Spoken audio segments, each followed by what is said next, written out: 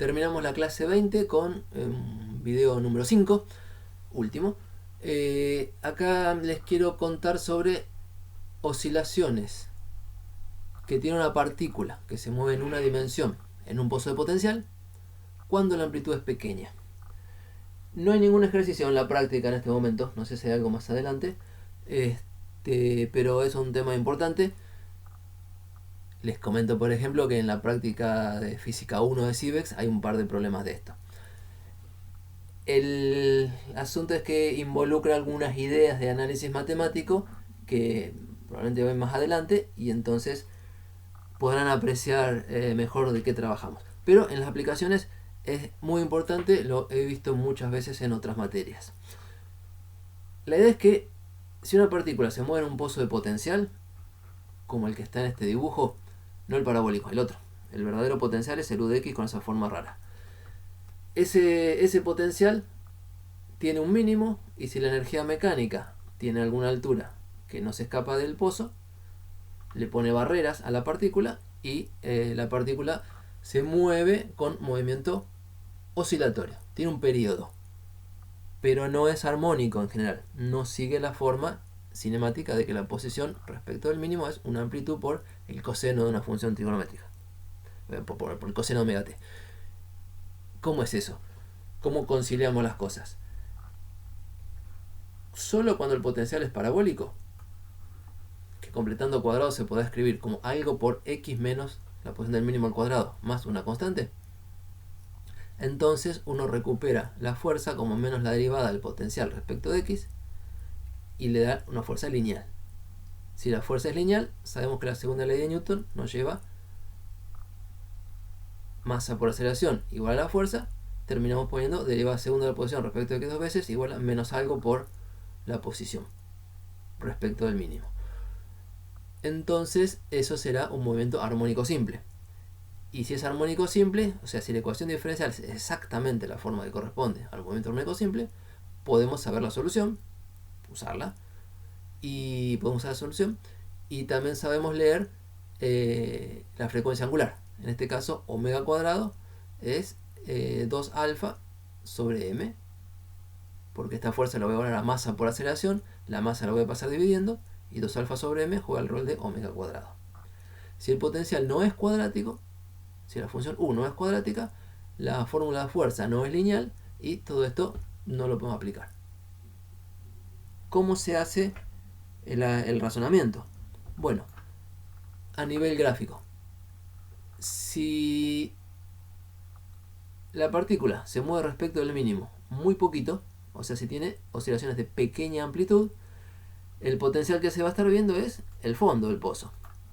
Y el fondo del pozo, es muy malo el dibujo, pero imagínenselo, el fondo del pozo tiene forma de parábola, o lo podemos aproximar por una parábola. El fondo del pozo es un punto de una función continua, derivable. La derivada vale 0 porque estamos en un mínimo. La derivada segunda es positiva porque tiene concavidad para arriba. Y entonces, bueno,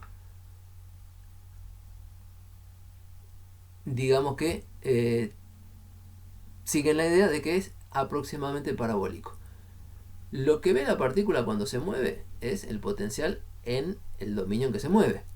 Si en cierto rango, alrededor de x mínimo, o sea, pequeña amplitud de oscilación, es prácticamente indistinguible lo que es el potencial con forma de parábola de lo que es el potencial real, entonces aproximamos el potencial real por un potencial cuadrático y tenemos una ecuación de dinámica, la fuerza igual a la masa por aceleración, aproximada, con forma de movimiento armónico simple. ¿Cómo es lo de la aproximación?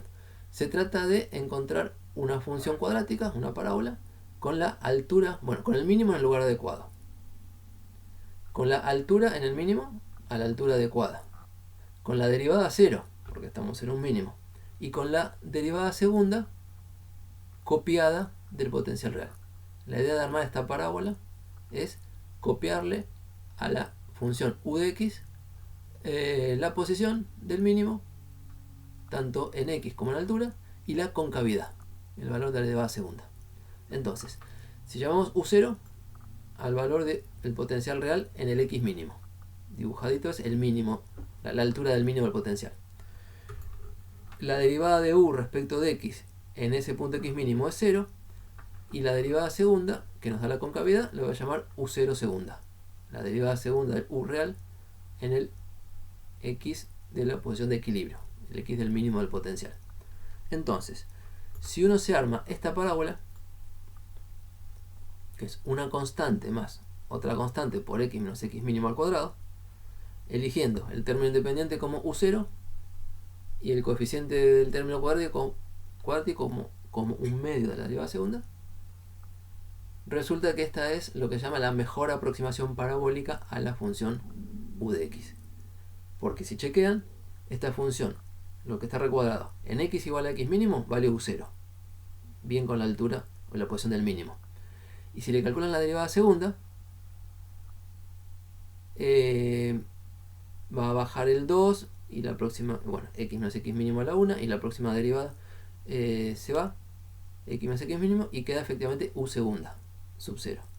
O sea, esta parábola recuadradita le copia bien la posición del mínimo y la concavidad al potencial real. Y es el que usamos como potencial aproximado.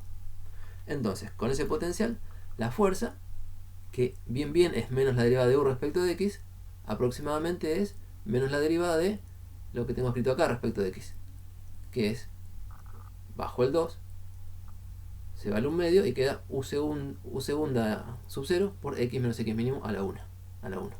Y entonces esta sería la forma de la fuerza restauradora aproximadamente lineal. Y con esta fuerza restauradora escribimos suma de fuerzas igual a masa por aceleración. No lo escribí, pero ponen igual a masa por aceleración. Y despejan la aceleración como menos u0 segunda sobre la masa por x menos x mínimo. Ahí leen que u0 segundo sobre la masa juega el rol de frecuencia angular al cuadrado. O sea, para pequeñas oscilaciones, aceptando la aproximación de potencial parabólico, vamos a tener un movimiento armónico simple. Esta frase, las oscilaciones de pequeña amplitud son aproximadamente armónicas, y la frecuencia angular se lee como la derivada segunda del potencial en el mínimo sobre la masa de la partícula raíz cuadrada. El tema de aproximación de funciones por polinomios se ve en el análisis. Está la aproximación lineal cuando aproximan por la recta tangente, de eso se habla mucho. Está la aproximación cuadrática cuando aproximan por parábolas, y hay aproximaciones de polinomios de orden n. Esos polinomios se llaman polinomios de Taylor, y se estudia la forma que tienen para hacer la mejor aproximación posible, y se estudia el error que se comete, o sea, la diferencia entre la función que se representa y la función que se usa para representarla. Si quieren pegar una mirada, en el libro que escribimos para Análisis 1, en el capítulo 10, está el tema. El título del capítulo es Aproximaciones polinómicas. Hay una sección de aproximación lineal donde se repasa la idea de recta tangente y se repasa la idea de diferencial, que es la aproximación lineal, y una sección de aproximación cuadrática, donde uno lo que hace es copiarle a la función que quiere aproximar el valor de la función, el valor de la derivada y el valor de la derivada segunda. O sea, arma polinomios de grado 2 y ajusta los coeficientes para invocarle bien a la función. Ya que estoy mostrando acá hay un dibujito de la función seno, línea negra, llena. La aproximación lineal en cierto punto, pi sobre 4, que sería la recta tangente, y la aproximación cuadrática es el punteado. Y se ve que la aproximación cuadrática es capaz de aproximar, es capaz de acompañar a la función mucho mejor que la aproximación lineal. En ese grado de aproximación estamos trabajando entonces el problema del pozo de potencial y relacionándolo, aproximación mediante, con un movimiento armónico simple. Bueno, ese es el mensaje.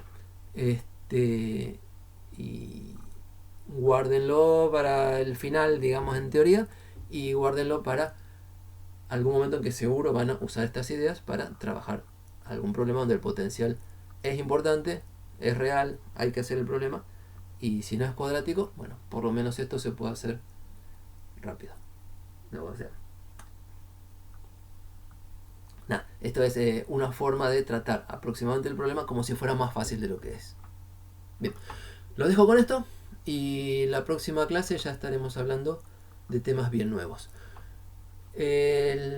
Dos comentarios más. El problema 14 de esta práctica no corresponde a la práctica 8, corresponde al tema que viene, así que se lo pueden saltear y guardarlo para los temas que vienen. Y el comentario de que para llegar bien a la fecha de parcial tenemos previsto que ustedes hagan la entrega de la práctica de oscilaciones el día 17 de junio. Así que bueno, espero que vean esto con tiempo y puedan ir acompañando ese programa. Hasta pronto.